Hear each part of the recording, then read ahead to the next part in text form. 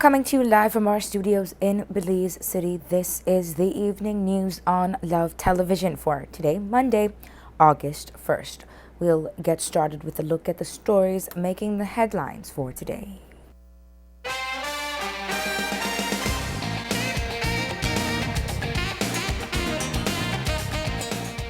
Nemo prepares for approaching weather system. Residents urged to be prepared.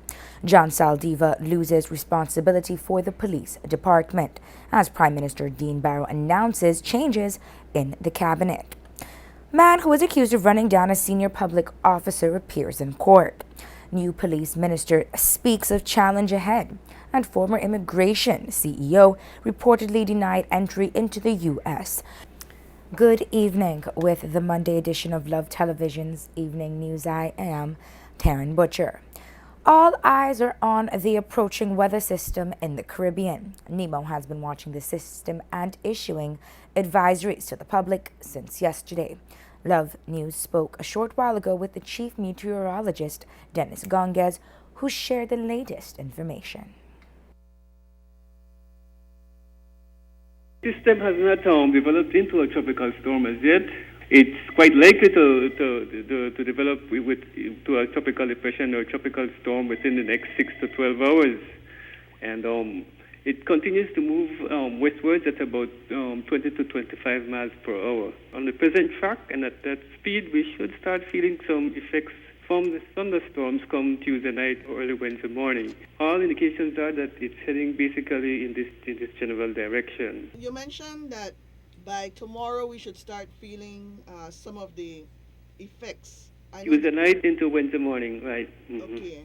Which would be the areas that would need to be on alert at this time? Well, at this time it's our entire coastline because the system has not formed depression nor a cyclone as yet. We do not have a central location to actually track and say which part of the country is most likely to impact.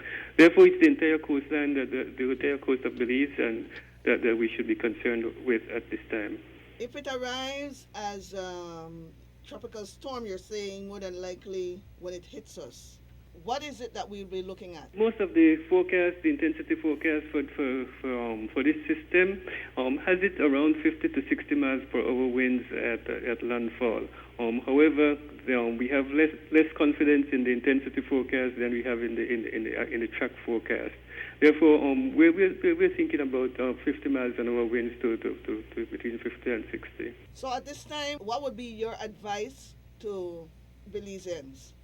Well, we should have been paying close attention from NEMO started to issue the advisories yesterday, and now it's becoming more crucial that we listen to the advisories as they are issued from NEMO and try to be prepared for the approach of the system. We need to just pay attention to, as I mentioned, pay attention to the NEMO advisory, because even if the system does not reach us at the estimated wind speeds that I mentioned, we still have a lot of rain that is associated with the system. We're looking at about between 4 to 6 inches of rainfall. So even if we don't get the winds, we have to be concerned about the rain. Looking at it right now, do you expect it to slow down, continue on the same pace? What's your projection? Well, it looks that it will continue on the same pace at about 20 to 25 miles per hour. And for us, that is good in terms of the development of the system, in that if it slows down, then it's more likely to intensify, since it will spend a longer time over the warm waters. So the rapid westward motion of the system is beneficial. It is not conducive to rapid intensification. So we would not expect a stronger system if it continues at that present speed. Earlier today, Councillor Philip Willoughby led a team on a tour of one of the vulnerable areas, while 5 shelters are being prepared in Belize City. In its latest advisory, NEMO says evacuation planning is in place to receive people from the Keys. The National Executive Committee will meet tomorrow morning to review the situation and to decide if there is a need for an evacuation. Residents of flood-prone areas are strongly advised to move early. NEMO is activated nationwide and will be providing timely updates. An accident that occurred this weekend near the bus terminal in Belize City resulted in the death of one woman and 2 other persons injured. This morning, Assistant Commissioner of Police Chester Williams confirmed that 54-year-old Emily Guy passed away from her injuries. Williams shared the details. In that accident, one female leg was amputated. She was taken to the hospital, and yesterday she succumbed to her injuries. I am told that she is a Jehovah's Witness, and she had refused a blood transfusion, and that may have led to her death. But let me say this. There's a thing in law that is said you must take your victim as you find them. So the fact that even if she refused the blood transfusion, she could have lived, that does not negate responsibility from the driver of that motor vehicle. The driver had been in our custody since the accident occurred. He was charged on Saturday for driving without due care and attention, and yesterday his charges were upgraded to manslaughter by negligence. Done all that needs to be done to be able to ascertain whether or not he was under the influence or was of a stable state of mind. We had done blood and urine sample that will be sent to the lab, and as soon as those results come back, which he has been charged for that, as soon as the results come back, then it will just be used to substantiate the charge for which he has been charged. It could be a case that he lost control of the vehicle and that causes the accident, but the investigation is still ongoing. But by any account, from what we're seeing in the investigation, he was at fault, hence the reason he was immediately charged for the incident. Allegations surged that Guy could have been taken to the hospital sooner, but that the police lingered into taking her. ACP Williams spoke about that issue. We are ready to remove the victims and take them to the hospital, which we should not. But because of our effort to try and save life, we do. But when it comes to traffic accident victims, because when a person is involved in an accident, it is always difficult to ascertain the nature, the degree of their injuries. And sometimes moving them could cause more bad than good.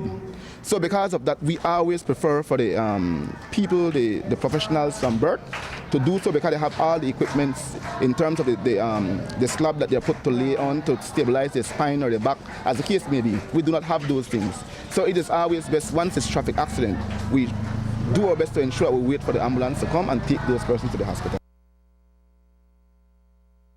Love News spoke with Guy's Supervisor Accountant General, Anna Bennett, who shared more details about her.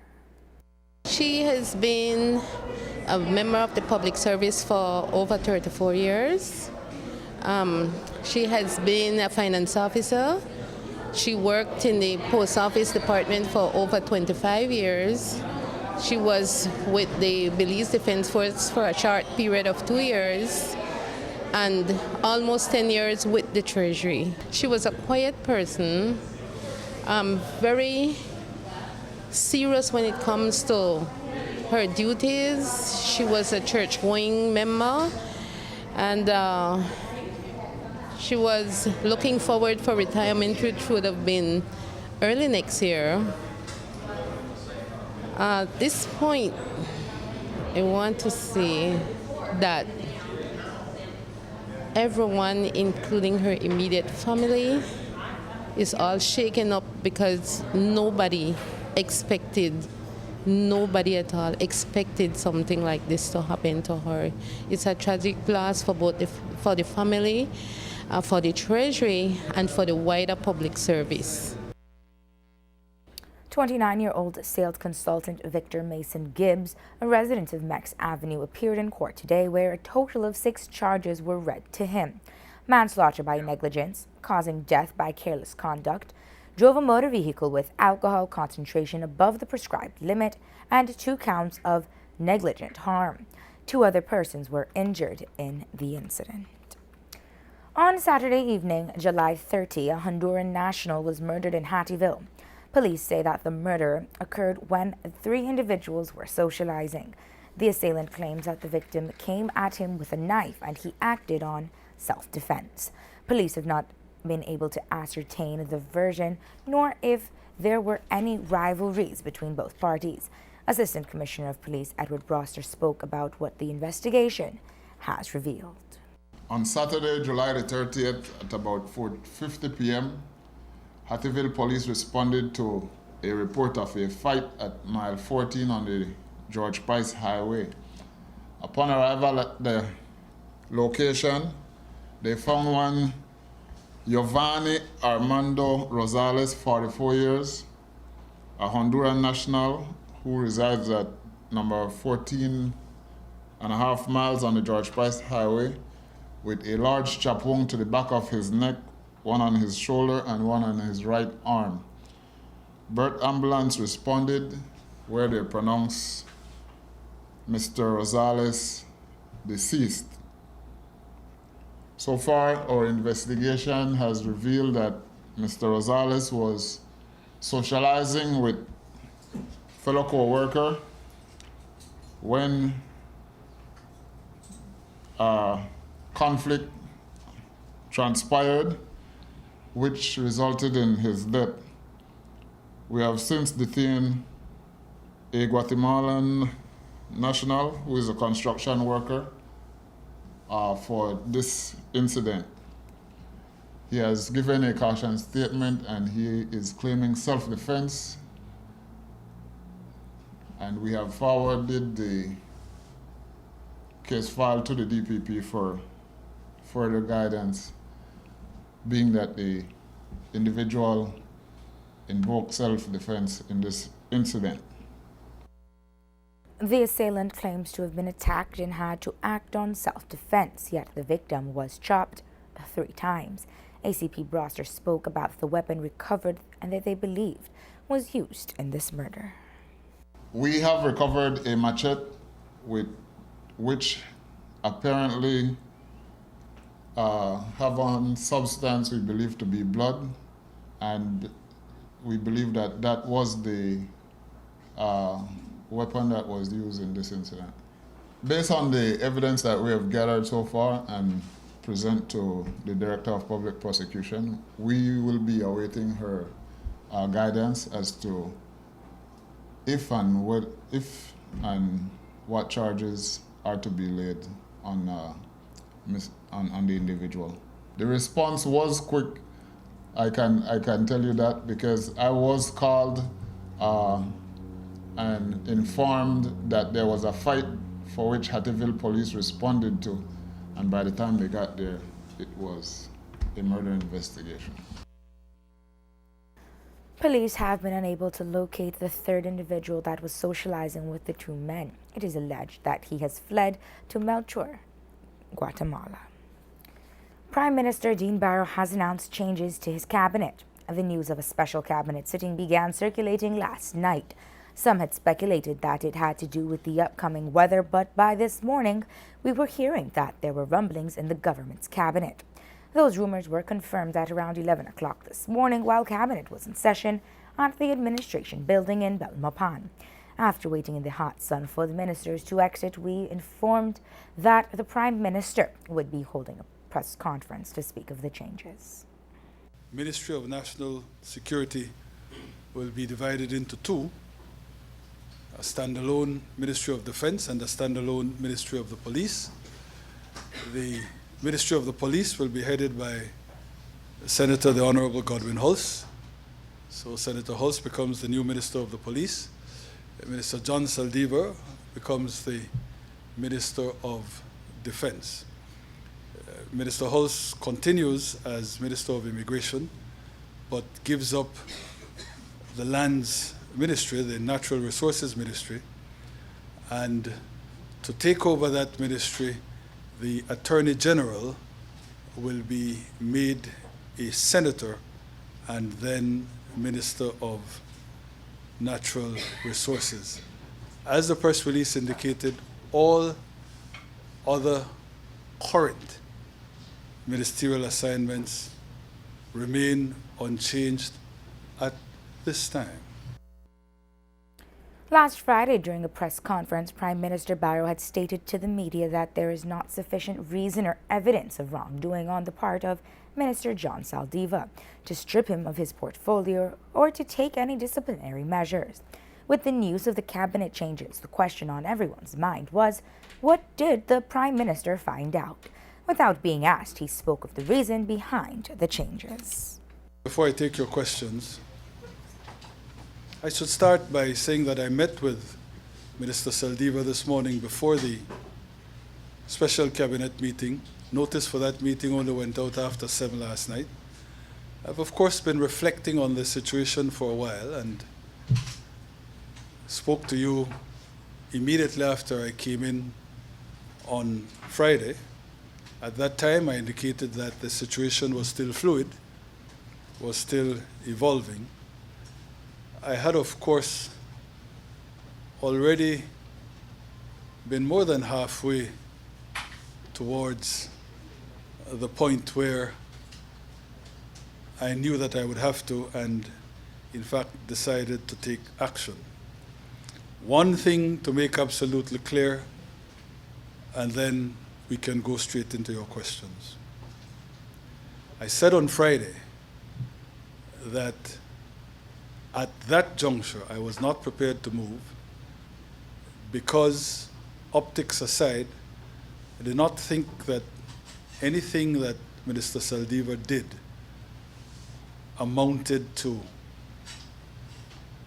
criminality or corruption. He was perhaps conned into this acquaintanceship / friendship with this individual in the same way that many others, including some additional ministers, were. Nothing since Friday has occurred to make me depart from that point of view. But as was made clear in the question and answer session that we had on Friday, the optics also include the fact that while I've not run a poll, and while I don't have any scientific evidence for saying this, the optics make clear that the public perception is that it is untenable for Minister Saldiva to continue to head the police ministry in the current circumstances. This is the second time that the Barrow administration has split the Ministry of National Security. The first time was on June 1st, 2010. At that time, the National Security Ministry was split with Doug Singh, named Minister of Police, and the current Cabinet Secretary, Carlos Perdomo, given Ministry of Defense. The Ministry of Defense, just as in 2010, will handle the Belize Defense Force and the Belize Coast Guard. Senator Godwin Halls first entered cabinet in March 2012 as a government minister despite him not being elected. He was one of 4 persons appointed to cabinet through the Senate, an unprecedented move by any administration. The first portfolio given to him was Labor, Local Government and Rural Development, and NEMO. He remained with that portfolio but gained the additional responsibility for immigration and nationality some 6 months later. In November 2015, Halls was then given the Ministry of Natural Resources and Immigration as a substantive minister. 8 months later, on the heels of grand speculation of corruption and injustice in the Belize Police Department, Senator Halls has been made the Minister of Police, retaining responsibility for immigration and nationality. Halls had less than a year to make changes to the Lands Department, which the Prime Minister had conceded to be a hotbed of corruption. Today, the media questioned Halls on how he will be tackling the police department. The fundamental mandate of the police is to protect the citizens of the country and, in effect, to do investigations, to apprehend, to charge, and to try to get convictions to a certain extent. Those are the kinds of structures we have to look at. Remember, the police comes out of the people, you know, and I will quote my good and old friend who grew up with me, Bernard Bevans, when he was Commissioner of Police. He says, well, the police has the way they do their business and they don't have to inform anybody. I said, but, you know, really? So what is going to happen to these poor people? And he undertook to come to the farm the following day, not to apologize. Says the police never apologizes, like the US, they don't apologize for nothing. But at least to explain why he did it. And he said a fundamental statement. He says the police comes out of the people. It is not the top educated people in the society that joins the police. It's the people who have primary school. And 3 months training cannot in any way equip them to deal with all the matters that exist. He says, so we have to always bear that in mind. I am bearing that in mind when the Prime Minister gave me the job this morning, that I will have people that I have to work with, people at the top, people at the middle, people at the bottom. And I think all of you know my style. There are two things that is legend with me. I will listen to everybody, hear everybody's complaint, try to work with everybody because I believe in the positive C's, the compromise, the cooperation, the camaraderie, but I have zero tolerance with anything else, and no matter who that is. As we mentioned, it has only been 8 months since Hulse took over the Lands Department. He spoke on the sudden changes. Yes, bittersweet because I was gung-ho and pushing and pushing and pushing. I hope that Senator Minister Richridge will continue in that vein and improve upon it, as the Prime Minister has said also. But as I said many times in interviews with you all ministries to my mind are equal. People continue to talk about powerful and not so powerful ministries. I don't see it so at all. I see all ministries are equal. At least all ministers get the same pay. All ministers should work hard, should do their work they're being paid for, should be on the job all the time, and to try to produce the best. What does land do?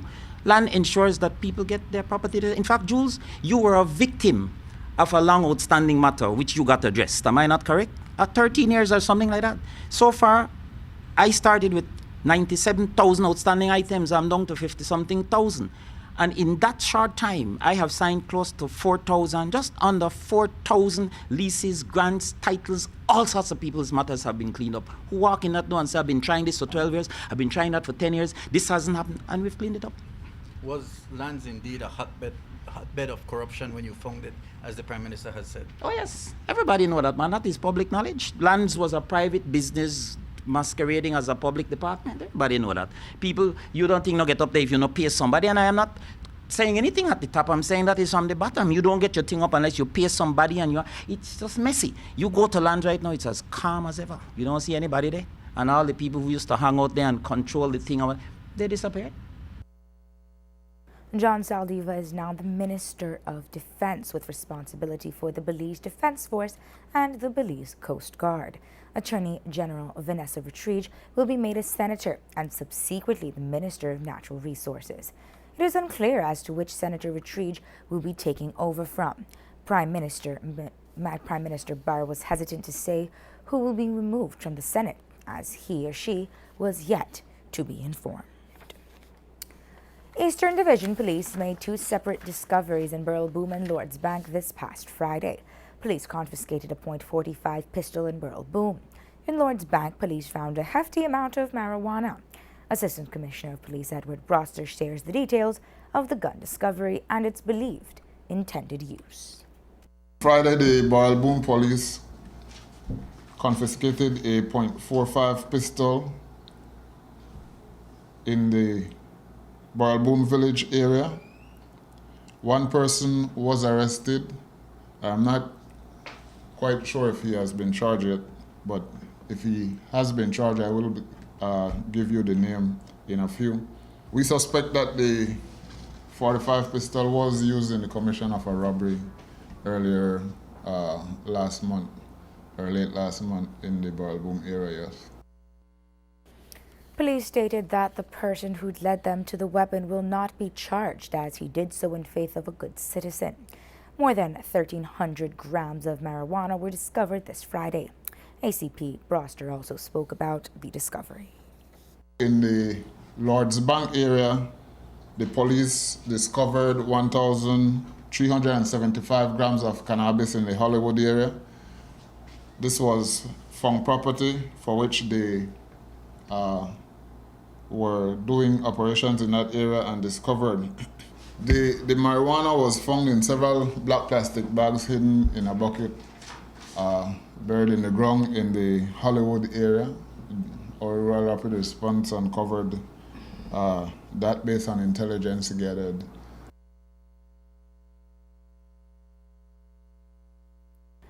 ACP Broster stated that the marijuana was found with the assistance of the See Something, Say Something, Stop Something community initiative. In regard to the .45 pistol, the gun's possession in Belize is illegal.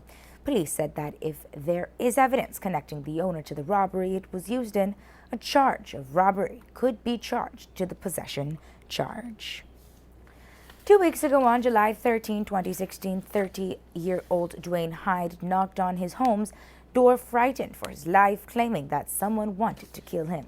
His common-law wife, 22-year-old Kimberly Humes, opened that door. Minutes later, 2 male persons entered the yard and Hyde was shot in his abdomen. He had tried to defend himself with a screwdriver, and one of the assailants sustained wounds to the neck and mouth. Hyde was rushed to the Otto Rodriguez Polyclinic in San Pedro and later to the Carl Huchner Memorial Hospital, where he was recuperating. But last week, Hyde succumbed to his injuries and died at the KHMH. His body is currently at the morgue awaiting a post-mortem examination. The police detained 2 individuals. Only one was identified as 23-year-old Luis Manuel Carter, also known as Wiz, from San Pablo area in San Pedro. The charges were initially attempted murder, but are now expected to be upgraded to murder. The BTIA has opened a chapter in Dangriga. We hear more in this report from correspondent Harry Arzu.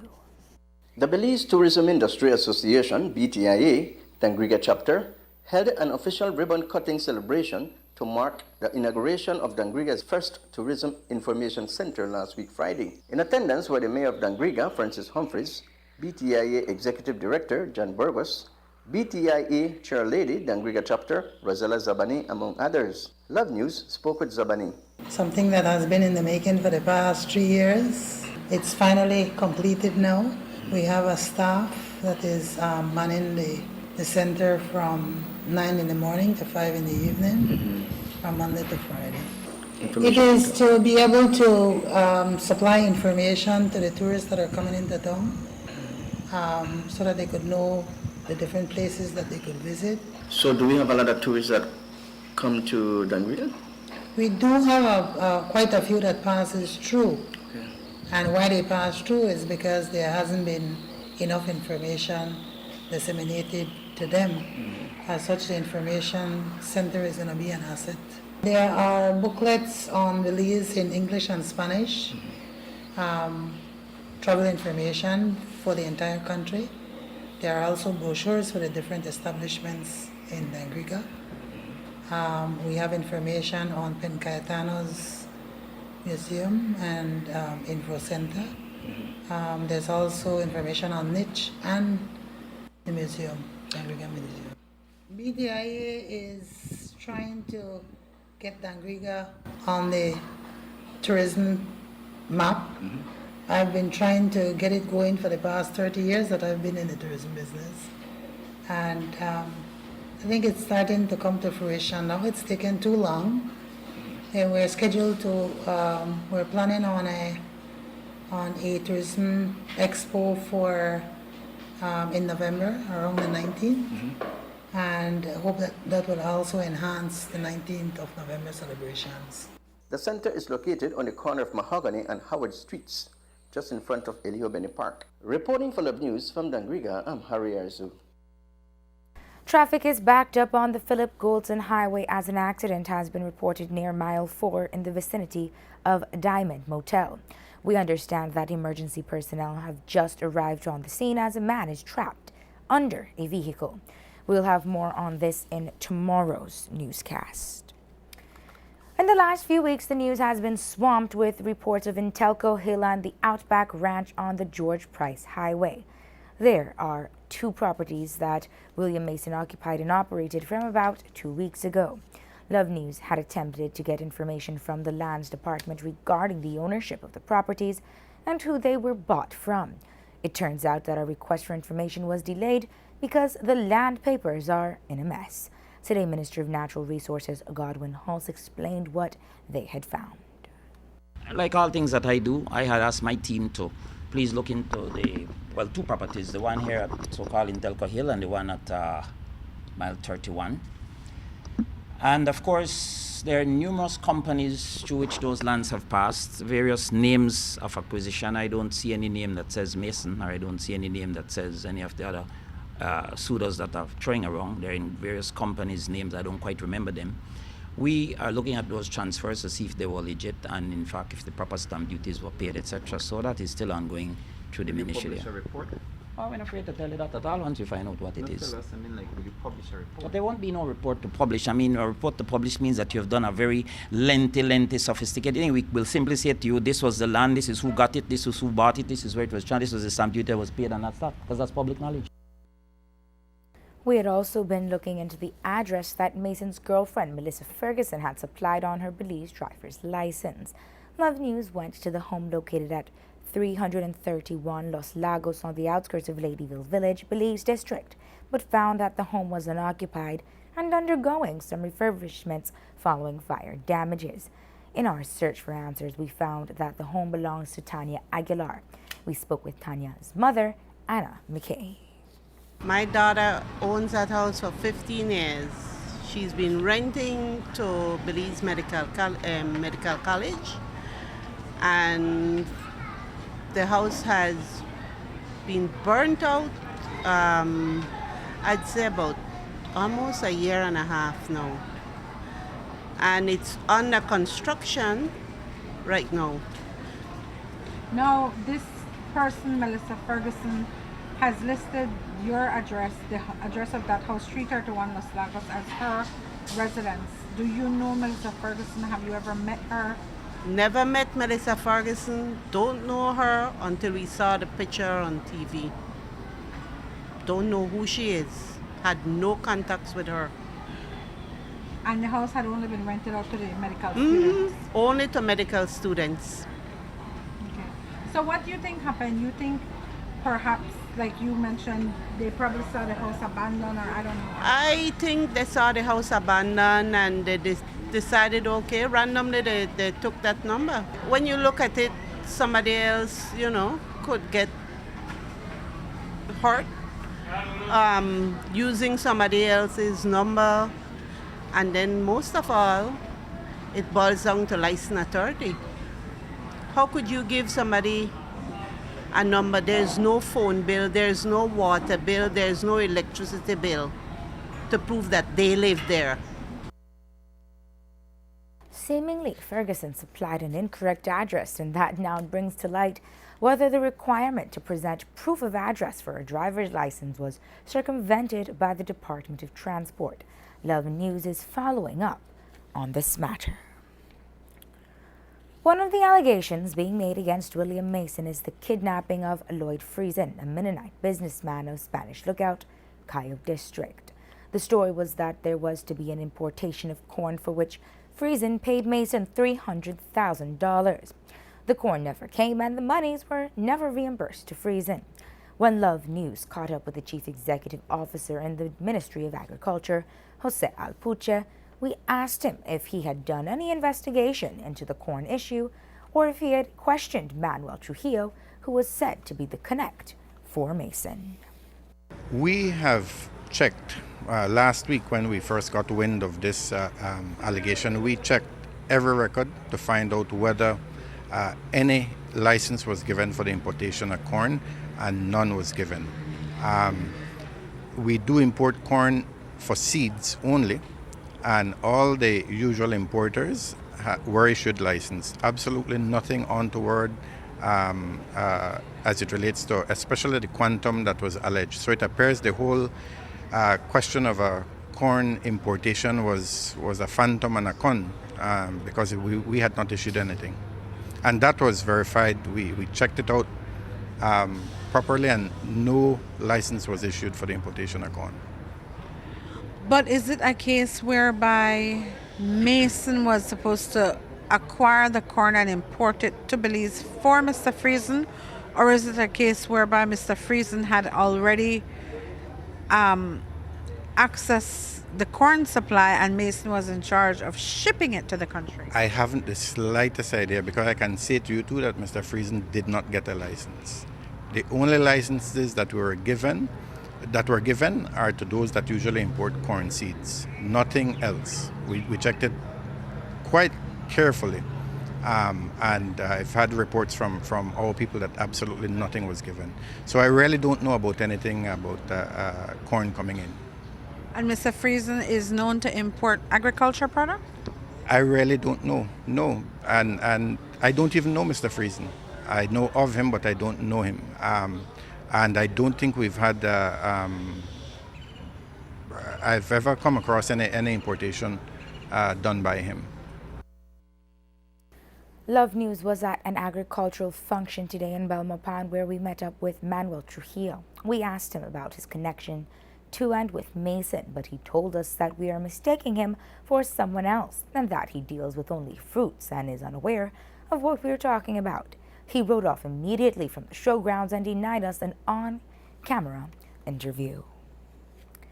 Government ministers sought a meeting with the U.S. Embassy today to find out the reason behind the former immigration director being denied entry into the United States at the Miami International Airport. Ruth Main left the country on Friday but was back home by the following day after immigration officials canceled both her official and regular visas. We asked Minister of State in the Ministry of Immigration, Beverly Castillo, what was the reason given, but she says Maine was provided with none and that they would be finding out this afternoon. We have tried calling Minister Castillo for an update, but to no avail. This is the second week that the police is holding a program called Getting to Know Your Country. This morning, the ceremony to start the program was held and Assistant Commissioner of Police addressed the children. Thank you very much. Good. Now that we have established that you all love your country, Belize, it is only right that we afford you the opportunity to get to know the country that you love so much. Because you cannot be in love with a fantasy, right? You must be in love with something that you know. And the fact that you love it already, you don't know it much. I am sure that at the end of this week, after you have been given the opportunity to get to know Belize, you will learn to love Belize more and appreciate it more. So I trust and hope that you all will look forward for the journey of this week to ensure that you learn as much as you can to be able to learn to love and appreciate Belize. What we want the children to take away from this program is that, Belize is such a beautiful country, and as you may heard them say after I prompted them, that they love Belize. The thing is that how can you love something that you don't know? So we want them to be able to get to know Belize, and we're sure that after getting to know Belize, that they will learn to love and appreciate Belize as a country even more. The program walks the children through the institutions acquainted with gang members' lives, such as the court, the hospital, the prison, and more. ACP Williams explains the rationale behind exposing young children to this harrowing reality, because in any case, states Williams, children grow up in a high chance of getting recruited into gang life. Williams stated that children as young as 12 years old have been recruited into gang activity. If you are killed, where do you go? Cemetery. To the cemetery. We also want them to be able to understand the cycle that persons who are involved in gangs or criminal activities goes through, meaning the lifestyle in the gang-ridden areas, the police station, the cell block, the hospital, the courthouse, the cemetery, and the prison, right? So they understand the cycle, and maybe, hopefully, that having understand the cycle, that they will be able to learn to resist gang life even more. So this program is more as a form of diversion or deterrence for these young people to prevent them from getting caught up or involved in gang activities. The program was initially to cater for 50 children. However, Williams states that parents have seen how children are widely benefiting from the program and have been asking for their children to join. So at the moment, stated Williams, they have surpassed that amount and are going to accommodate as many children as possible. Williams had gone on air last week asking for donations to support the program and continues to ask for the business community to donate so that children can get to know their country. Battle of the Drums summer camp ended at the weekend in Punta Gorda. We get the details from correspondent Paul Mahang. President of Battle of Drums Secretariat Darius Avila spoke of the annual event for primary school age students. Annual Battle of the Drums Summer Camp 2016 targeted children and youths between ages 5 to 14-year-old. The theme for this year's summer camp was Lerasa Garifuna, Chilu Halidan Lulareda Hong, which means the Garifuna culture, the time has come for it to be preserved. The objectives of the camp were as follows. 1, to provide a forum that will allow young people to learn about the Garifuna culture. 2, to transfer skills to young people in the making of craft used in Garifuna ceremonies and celebrations. And 3, to enhance the participants' knowledge of singing of Garifuna songs and skills in Garifuna drumming, as well as to instill self-esteem and pride in young Garinagu. During the camp, the 75 participants were engaged in lessons in the Garifuna language, facilitated by teachers Josephine Terry, Nancy Casemiro, and Martina Alvarez, in lessons on Garifuna history and culture by Mr. Andrew Castillo, lessons in Garifuna craft making by Mr. Felix Martinez and Mr. Mario McDonald, lessons in Garifuna cooking by Miss Mary Palacio, lesson in singing and dance by Dr. Carmen Lopez Avila, and lessons in Garifuna drumming by Everal Mario Jr. and Oliver Martinez, as well as Eric Williams. The main coordinators of the camp were Mr. Mario Martinez Sr. and Mr. Ugundani Avila. The Battle of the Drums Summer Camp 2016 culminated with a visit to various Garifuna communities in Belize, particularly Georgetown Village and Hopkins Village, where they were exposed to the Garifuna way of life in these communities. The Battle of the Drums annual summer camp is being financed from proceeds of the annual Battle of the Drums competition and show, as well as by in-kind and cash donations made by generous sponsors. During closing ceremony, Darius Avila also presented certificates of attendance to the students who actively participated in an exhibition of their work accomplished and skills acquired during this year's Battle of the Drums summer camp held July 25 to 30. Reporting for Love News, Paul Mahong, Punta Gorda. The young lady who will be representing Dangriga and the Stan Creek District in the upcoming Queen of the Bay pageant was selected this past weekend. Harry Arzu has the story.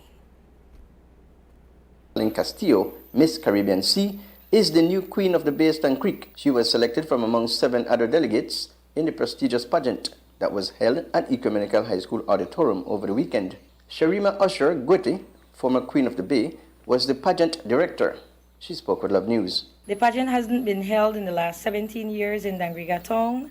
I decided to bring back the pageant this year. I want to give back to my community. Every year we handpick a delegate for the past 17 years.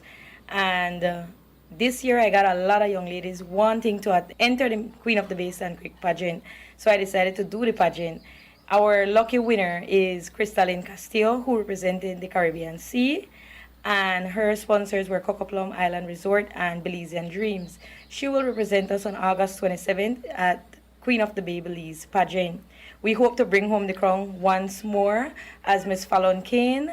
She is the reigning Queen of the Bay and she hails from Stan Creek. What were some of the questions like?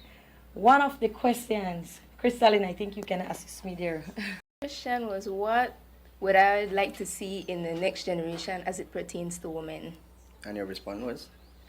Well, what I would like to see in women is for more involvement in the leadership role, especially politically wise. Then I believe if we have a woman prime minister, we will see issues from different angles and we will tackle those issues from that angle, and then we will have better results, like more satisfaction from the community, and that is my goal. Talk to us about your preparation in the upcoming pageant. The lovely Miss Sharima Gwiti will be my trainer, and I have enough confidence that she will train me in the right way because she has been dealing with these things from a long time. So she will train me, and I have enough confidence that yes, I can bring home the crown once again for Stan Creek District. Castillo will be competing in the national pageant that will take place in Belize City. Reporting for Love News from Dangriga, I'm Harry Arzu. Our thought conditioner for today is from Chris Jami. It reads, quote, "Grudges are for those who insist that they are owed something. Forgiveness, however, is for those who are substantial enough to move on. This has been the Evening News on Love Television, and we invite you to log on to our website at www.lovefm.com for transcripts of our news stories. Thank you for joining us, and thank you for watching.